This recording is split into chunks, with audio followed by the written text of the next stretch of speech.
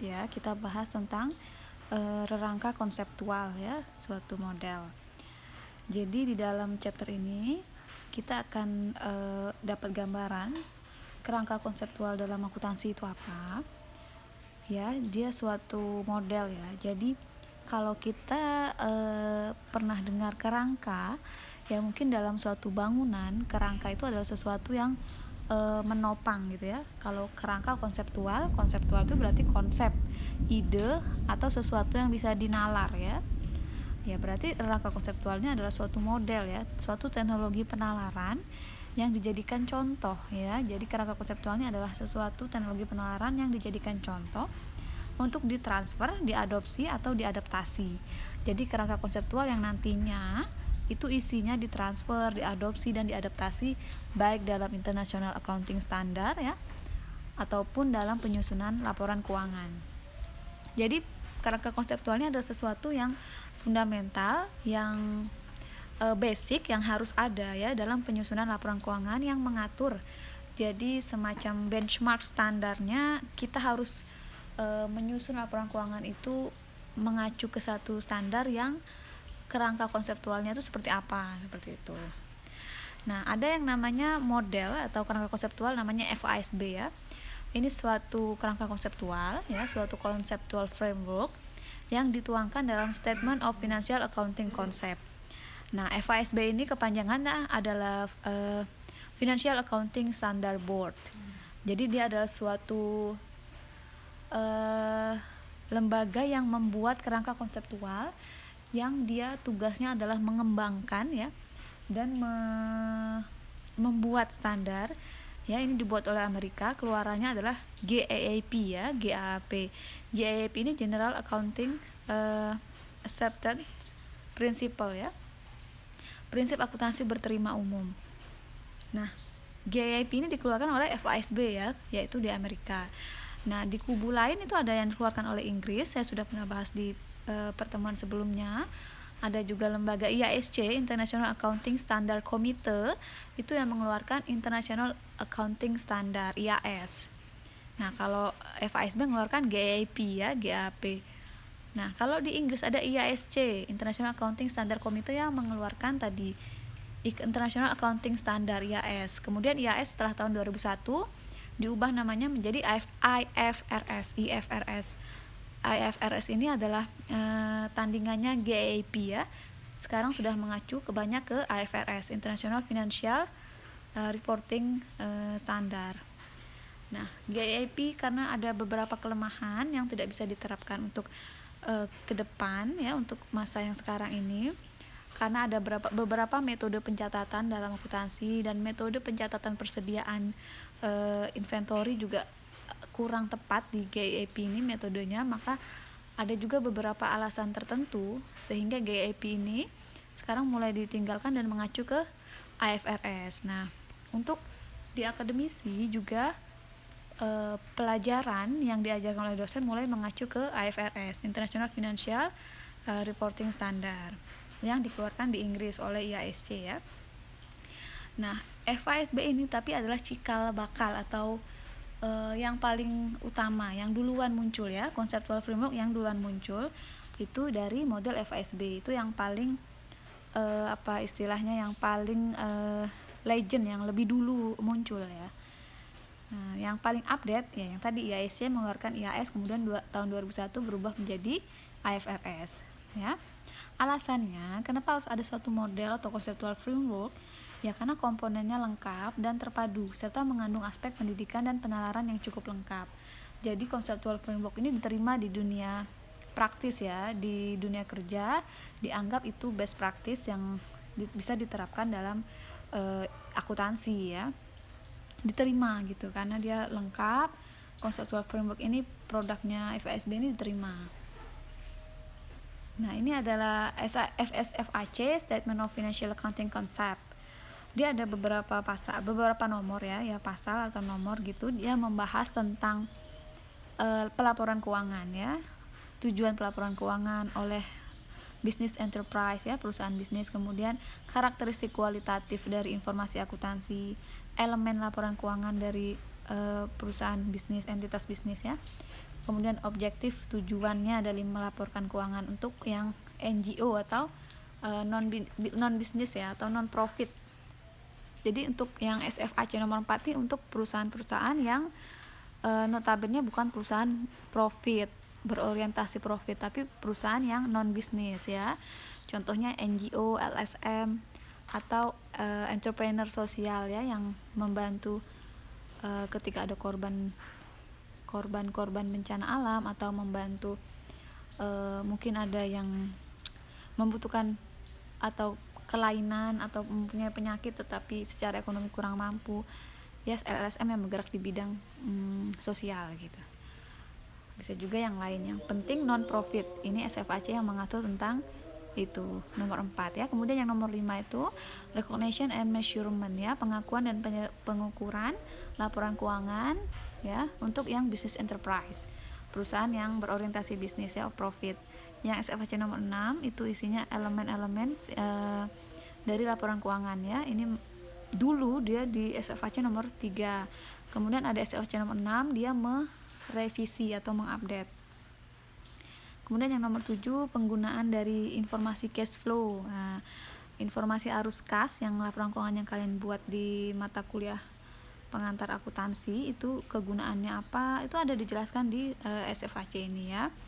Jadi statement of financial accounting concept ini isinya ya conceptual framework yang mengatur tentang laporan keuangan ya. Jadi laporan keuangan kan ada 4 ya, laba rugi ya, kemudian ada neraca ya, position keuangan ya, neraca, kemudian ada arus kas ya, cash flow, dan kemudian disclosure ya. Disclosure ini pelengkap laporan keuangan yang isinya membahas tentang kegiatan sosial perusahaan atau tentang kegiatan bantuan ya, CSR, kegiatan CSR perusahaan, dan segala macam yang tidak dirangkum di laporan keuangan inti ya. Nah, itu kan elemen financial statement-nya itu disusun di satu konsep ini. Oke, penggunaan informasi cash flow dan nilai sekarang, present value in accounting measurement, dalam pengukuran akuntansi. Present value itu kan ada banyak, nilai yang sekarang itu ada present value nilai estimasi beberapa tahun ke depan, itu kan di akuntansi ada. Present value yang sekarang juga dihitung seperti apa, itu kan ada. Nah, itu pengukuran akuntansinya ada revisi di SFAC nomor 7, semua dibahas di situ. Conceptual framework untuk financial reporting ada di SFAC nomor 8. Nah, kerangka konseptual general ya, ini general untuk enterprise business atau non bisnis untuk financial reporting ada di SFAC nomor 8. Nah, jadi kurang lebih isinya seperti ini, dan ini sudah paling update. Ini juga isinya apa saja itu bisa di searching ya, di googling atau dilihat di SFAC-nya sendiri ya, isi-isinya seperti apa. Nah, ini juga akan dibahas di chapter-chapter kita selanjutnya, mengacu kurang lebih ke sini ya, karena ini adalah sumber utama dari satu conceptual framework yang paling awal. Oke. Tujuan pelaporan keuangan. Oke, di semester sebelumnya saya juga sudah membahas tentang financial reporting ya, pelaporan keuangan. Financial report itu punya suatu objektif ya, punya suatu tujuan. Financial report itu kan adalah produk yang dibuat oleh seorang akuntan. Jadi kita itu bekerja, produk yang kita hasilkan adalah laporan keuangan ya. Laporan keuangan itu istilahnya adalah financial reporting, laporan keuangan. Jangan salah, kalau pelaporan keuangan itu financial report ya. Kalau financial reporting itu biasanya disebut financial statement ya. Laporan keuangan itu biasanya financial statement. Kalau pelaporan keuangan financial report. Kenapa sih istilah-istilah seperti ini tidak boleh salah? Ya karena memang akuntansi itu adalah konsep ya, atau ilmu yang memang berasal dari luar ya, dari negara asing, dari Inggris, karena memang dimulai dari ratusan tahun yang lalu ketika uang ditemukan, alat tukar berupa barter berubah menjadi alat tukar uang tokoh yang bernama Adam Smith, berasal dari Inggris, yang memang itu bukan ilmu dari negara kita. Jadi kita semua pedoman juga mengacu ke Amerika dan Inggris, termasuk juga standar di Indonesia, standar pelaporan kita ya, prinsip akuntansi berterima umum PABU itu. PABU itu mengacu ke GAAP dan FRS dari ke Amerika dan Inggris ya.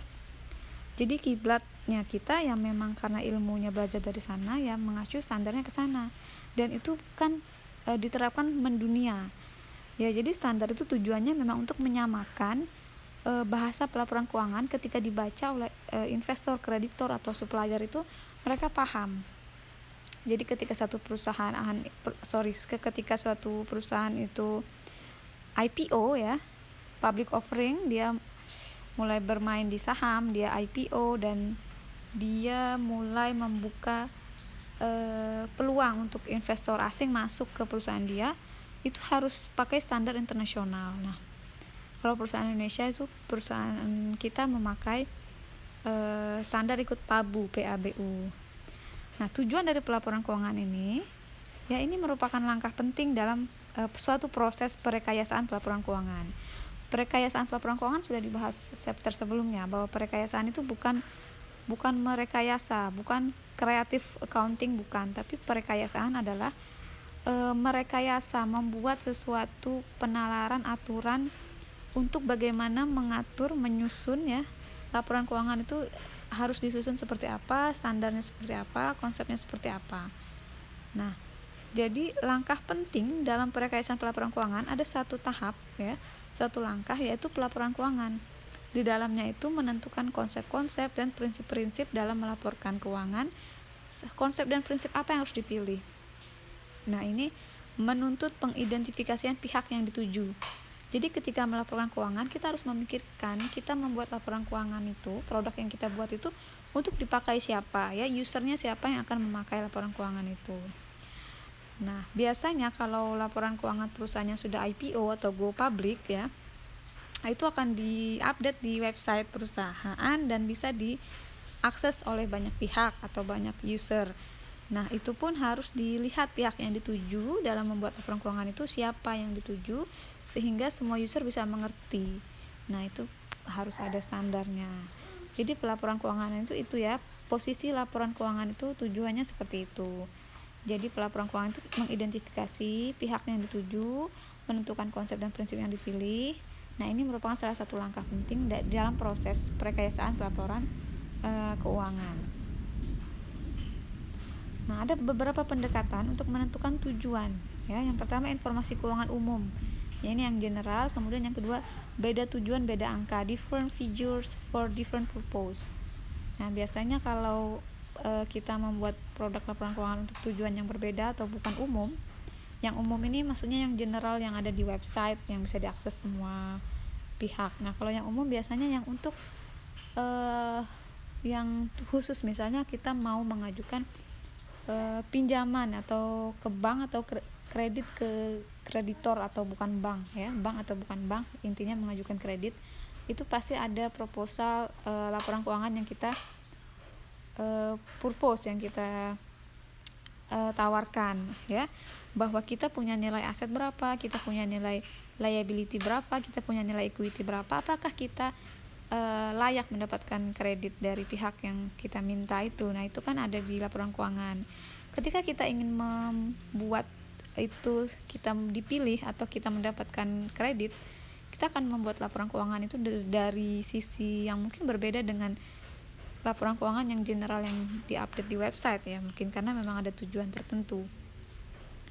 Jadi dia basis data ya, database approach. Beda lagi kalau membuat laporan keuangannya itu tujuannya untuk investor yang besar. Misalnya kita mau pemerintah berinvestasi di perusahaan kita, kita harus menekankan laporan keuangan itu misalnya di pajak, kita tidak ada banyak pajak terhutang, kita selalu rajin membayar pajak sesuai dengan persentase keuntungan laba yang ada di laporan laba rugi. Mungkin bisa lebih ditekankan di sisi yang itu jika kita ingin membuat proposal yang tujuannya untuk investor dari pemerintah.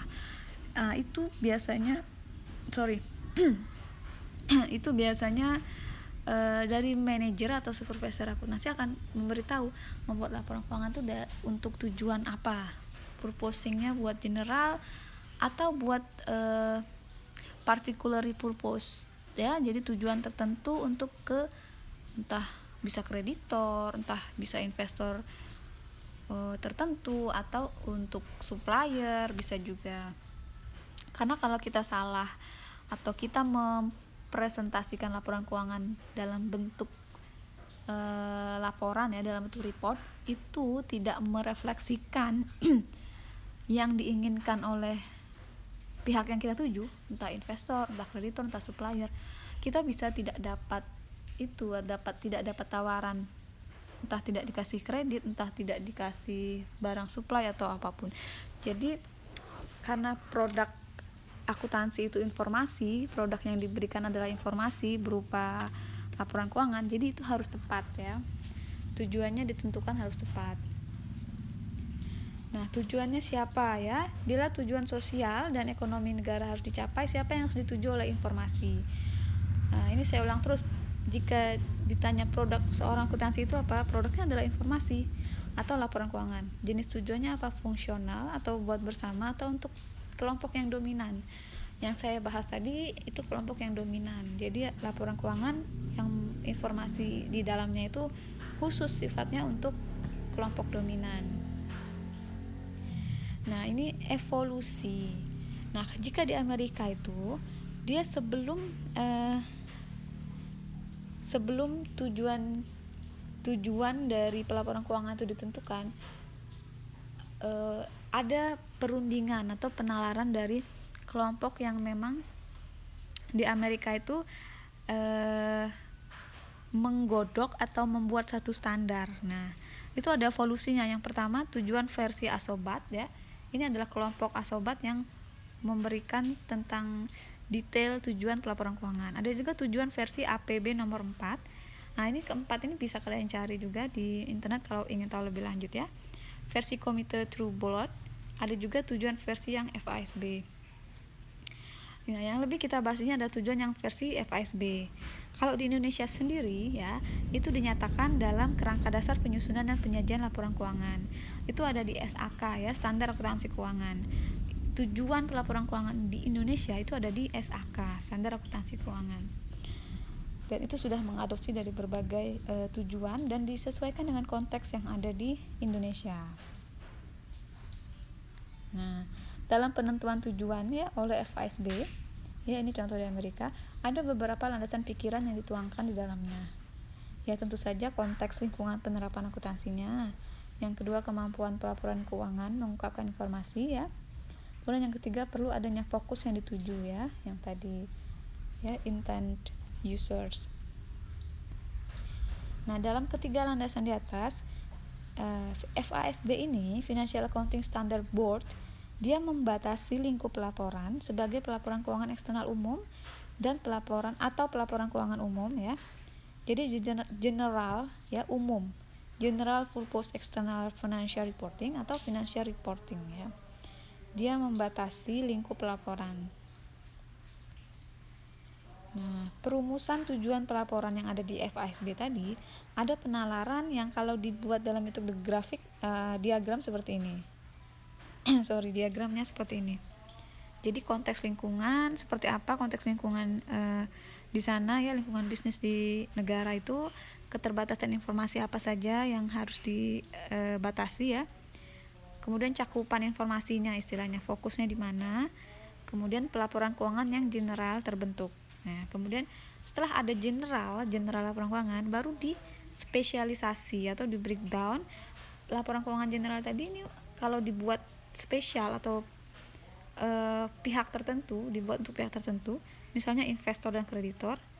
Nah, baru muncul tujuan pelaporan yang membentuk laporan keuangan yang khusus yang memang untuk ditujukan ke pihak yang tertentu yang dituju tadi.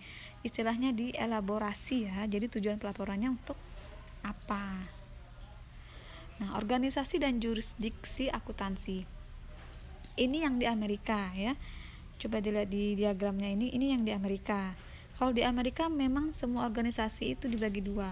profit dan non profit atau bisnis atau non bisnis ya. Nah, untuk yang profit ya sudah, organisasi profit sudah. Jadi di sana tidak ada organisasi pemerintah yang bisnis. Semua organisasi pemerintah di Amerika adalah non profit.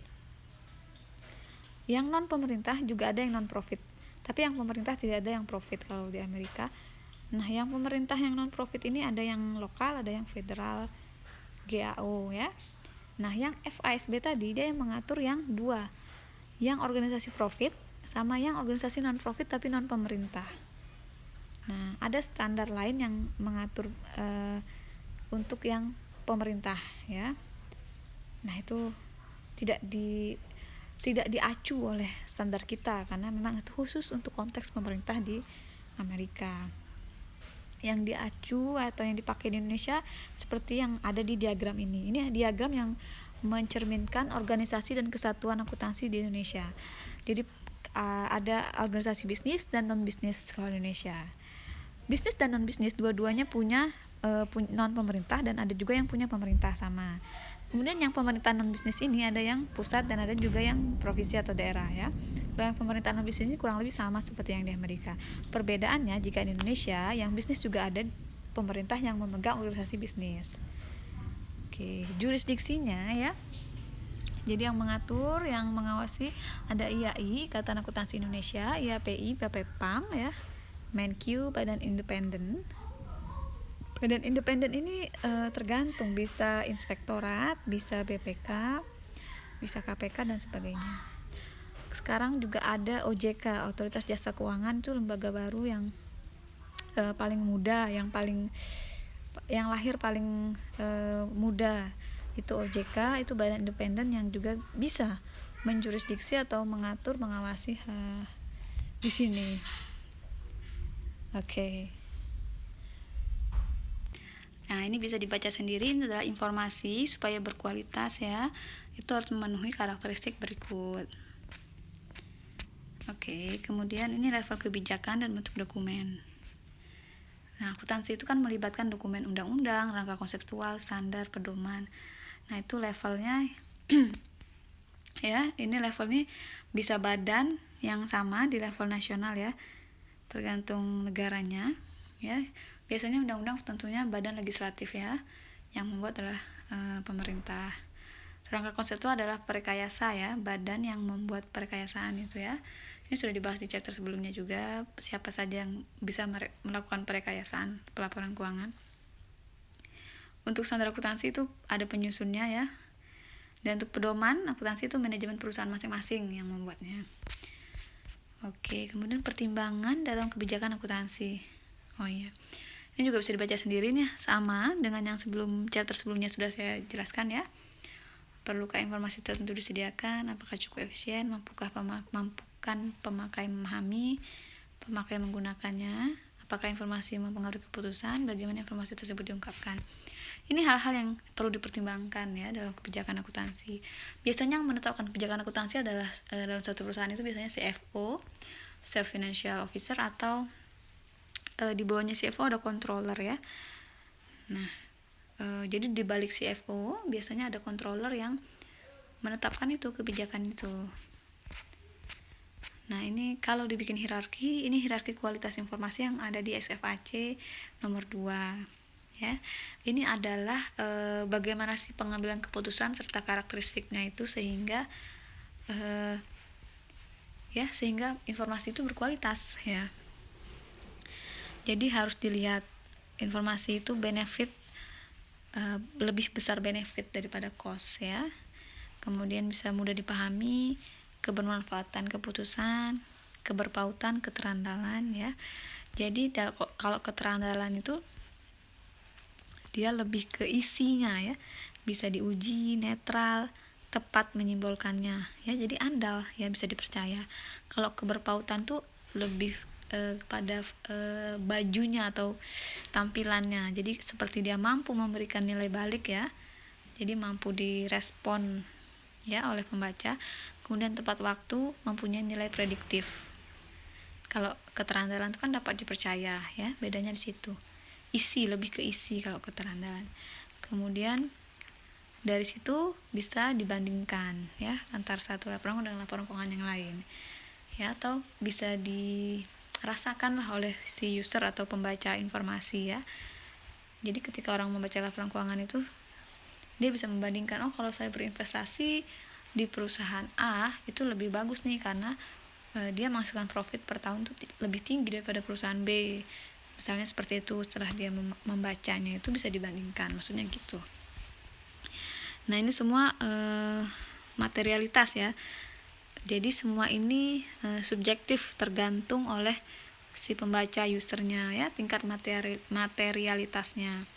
Jadi bisa saja menurut user ini nggak material ya, mau profitnya bagus atau enggak itu tidak material. Yang penting hutang atau liability perusahaan itu tidak lebih besar daripada asetnya misalnya, yang penting dia di situ materialitasnya. Jadi materialitas setiap user itu berbeda. Nah di semua sektor 1, 2, 3, 4, 5 ini ya, semuanya itu 6 ya, mencakup materialitas yang berbeda-beda. Jadi materialitas itu adalah apa sih? Materialitas itu adalah misalnya saya berinvestasi ya, membeli bangunan, ternyata nilai bangunan itu turun misalnya. Yang awalnya saya beli misalnya 200 juta, turun nilainya menjadi 190 juta. Nah, nilai selisih 10 juta ini saya anggap ya itu material, atau saya anggap penting ya. Karena dengan uang 10 juta itu saya bisa menggunakannya untuk berinvestasi di hal lain ya. Misalnya bisa saya berpikir nih, misalnya bisa untuk bayar pajak mobil, atau bisa untuk sedekah, atau bisa untuk membayar uang sekolah anak, atau bisa untuk apalah gitu. Intinya itu material, nilai 10 juta itu untuk saya. Nah, tapi beda lagi nih kalau ini terjadi pada orang lain. Misalnya kakak saya, dia beli bangunan 200 juta, dia jual 190 juta, rugi 10 juta. Itu bagi dia tidak material, tidak apa-apa dia rugi 10 juta. Yang penting dia sudah menjualnya dan dia sudah mendapatkan, jadi nilai bangunan sudah berubah jadi uang, dia sudah mendapatkan uang cash ya, karena dia memang lagi memerlukan uang itu, istilahnya gitu. Jadi tingkat materialitas itu berbeda-beda. Sama nih tingkat keterandalan, keberpautan, kebermanfaatan keputusan ya, keterpahamian itu berbeda-beda ya. Maksud materialitas itu seperti itu. Nah, kalau selanjutnya ini karakteristik kualitatif informasi, ini mengacu ke FASB FAC nomor 8 ya, karakteristik tadi ya. Dia semua ini dinilai sebagai apa ya, jadi semua kebermanfaatan dalam keputusan itu, cost sebagai constraint pengungkapan, cost itu sebagai kendala pengungkapan. Kalau yang tadi hierarki kualitas SFAC nomor 2 itu tingkat materialitas. Nah, di revisi ini di nomor 8 dia cost ya sebagai kendala pengungkapan. Ya tidak apa-apa, karena memang cost itu lebih penting daripada tingkat materialitas yang subjektif atau yang tiap orang beda-beda. Tapi kalau cost ya pasti sama ya setiap orang. Ketika itu sudah menjadi satu cost, pengertian cost sudah tahu ya, sudah saya jelaskan di materi sebelumnya ya. Bisa juga diartikan dengan beban ya, atau biaya lah ya, biaya. Tapi kurang tepat, cost ini lebih dari sekedar biaya ya. Ya sudah kita artikan cost ya. Cost ini adalah kendala pengungkapan. Tentu saja di semua perusahaan cost itu ya sesuatu yang kendala ya. Ketika costnya tinggi itu menjadi acuan di dalam mengambil keputusan. Semua orang pasti berpikir, oh ada costnya yang tinggi atau apa yang tinggi, costnya elemen apa, itu pasti menjadi atau related sangat berhubungan dengan keputusan yang akan diambil. Ketika costnya yang diungkapkan di laporan keuangan itu tinggi, tentu itu menjadi kendala. Maksudnya seperti itu ya. Oke, ini saling tukar keberpautan keterandalan. Keberpautan tadi yang pakaian yang di luar, keterandalan itu yang isi dari laporan keuangan ya, lengkap, netral, bebas dari kesalahan. Oke. Nah, beberapa laporan keuangan ada yang mengorbankan keterandalan ya demi keberpautan, ada juga yang mengorbankan keberpautan demi keterandalan. Jadi tergantung tujuan pelaporan keuangannya itu tujuannya ke siapa ya. Ini elemen-elemen statement keuangan ya. Ini sudah biasa ya, sudah biasa didengar, kalian sudah familiar, sudah common dengan istilah-istilah ini ya. Aset, kewajiban, ekuitas dan seterusnya ya. Nah, ini mungkin yang belum common yang di pemerintahan ya.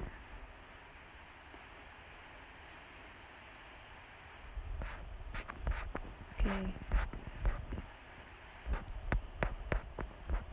Ini adalah penalaran untuk menentukan elemen apa saja yang ada dalam laporan keuangan. Itu tergantung perusahaannya, tergantung organisasinya, pemerintah atau bukan, profit atau non profit ya. Dilihat tujuan pelaporannya, karakteristik informasinya. Yang menentukannya biasanya adalah yang top manajemen ya, manajemen atas ya, seperti CFO atau controller, supervisor dalam bidang akuntansi ya, direktur keuangan dan sebagainya. Ini penyebab perubahan elemen ya. Jadi elemen dalam laporan keuangan itu bisa berubah juga tergantung keadaan ya, event atau kejadian ekonomi dan transaksi yang terjadi ya. Ini salah satu bentuk kejadian eksternal kalau transaksi.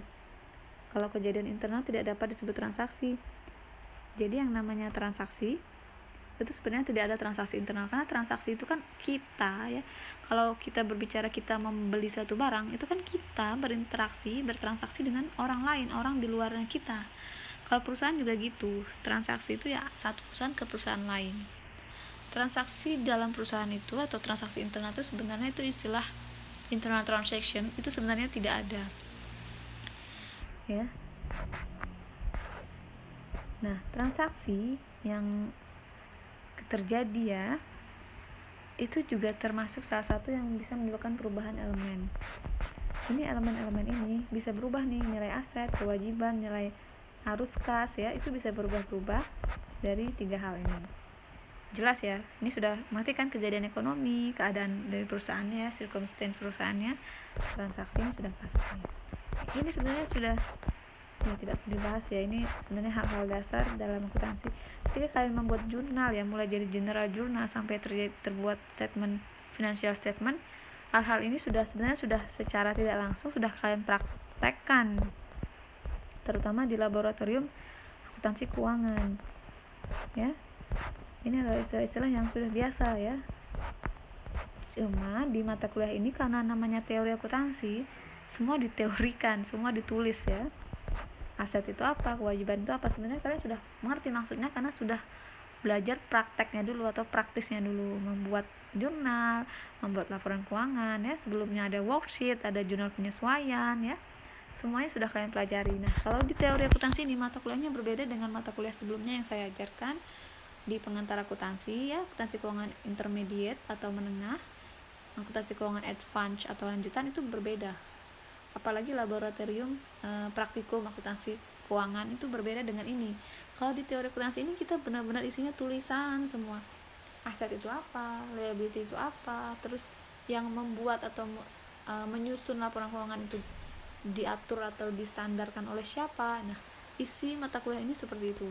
Jadi benar-benar teori dalam akuntansi.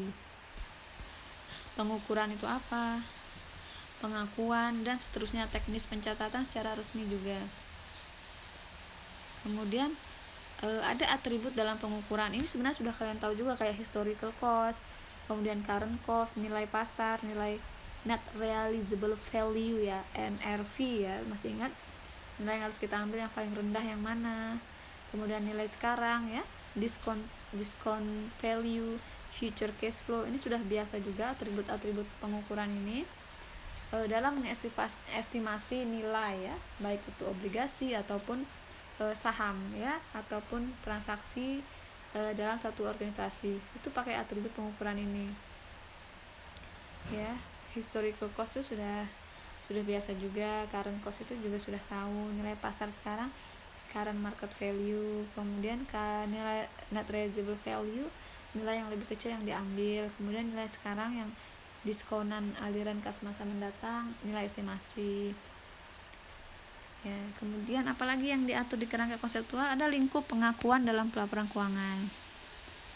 Nah, kalau statement keuangan ya itu adalah ranahnya kerangka konseptual tadi. Kalau statement keuangan dasar itu ranahnya catatan atas statement keuangan dan statement keuangan. Kalau lingkup yang langsung dipengaruhi standar akuntansi itu ada 3: statement keuangan, catatan atas statement keuangan, dan informasi pelengkap. Catatan atas statement keuangan ini yang saya katakan disclosure tadi. Disclosure itu adalah catatan atas statement keuangan. Jadi ada di paling akhir, halaman paling akhir laporan keuangan ya, itu disclosure atau catatan atas laporan keuangan.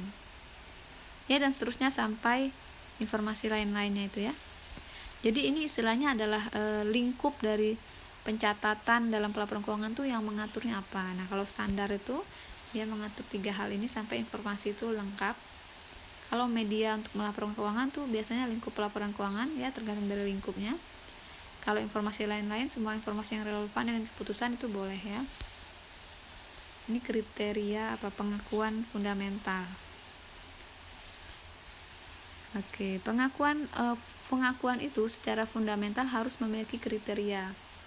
Pengakuan ya kejadian ekonomi, pengakuan transaksi ya, pengakuan event tadi itu bisa didefinisikan ya, punya definisi, bisa diukur ya, relevan ya, dan reliability, bisa dipercaya, bisa keterandalan ya istilahnya. Nah, kriteria di atas ini ya dalam standar akuntansi diatur. Jadi menentukan saat pengakuan ya, timingnya kapan harus diakui. Kalau belum jadi kewajiban maka belum boleh diakui. Kalau belum menjadi hutang belum boleh diakui. Kalau belum menjadi aset belum boleh diakui ya. Hak dan kewajiban belum menjadi, itu belum boleh diakui. Nah, itu semua diatur di standar. Nilai sekarang dalam pengukuran akuntansi itu juga diatur di standar. Nah, ini saat pengukuran ya, aliran kas masa mendatang, ini misalnya hutang pajak, hutang gaji, ini semua ini diatur ya dalam standar ya, yang sebelumnya harus diatur di conceptual framework. Ini semua dihitung, dikalkulasikan, diatur dalam standar. Oke, ini sama. Oke, tujuan nilai sekarang, bahkan tujuan dari pengakuan nilai itu juga diatur. Nilai wajar itu apa, itu juga diatur di conceptual framework. Oke, nah ini jadi manfaat dari conceptual framework itu apa, atau model itu apa? Yang pertama, menjadi acuan dalam pengembangan kerangka konseptual dan standar akuntansi sebagai penjabarannya, menjadi basis transfer teknologi, menjadi salah satu alternatif dalam rangka shopping for teknologi, membedakan transfer teknologi dan transfer produk. Apa maksudnya membedakan transfer teknologi dan transfer produk? Nah, ketika teknologi ya, teknologi itu kan adalah suatu yang membuat lebih simpel dan lebih efisien. Nah, ketika itu bisa ditransfer ya, itu akan memudahkan transfer produk atau transfer informasi. Kalau transfer informasi, transfer laporan keuangan itu informasinya sampai ke penggunanya. Ini pengaruh rangka konseptual FSB ya. Dia menjadi acuan oleh negara lain ya. Oke, ini yang IASC tadi. Ini strategi pengembangan pelaporan keuangan bagi negara berkembang. Oke.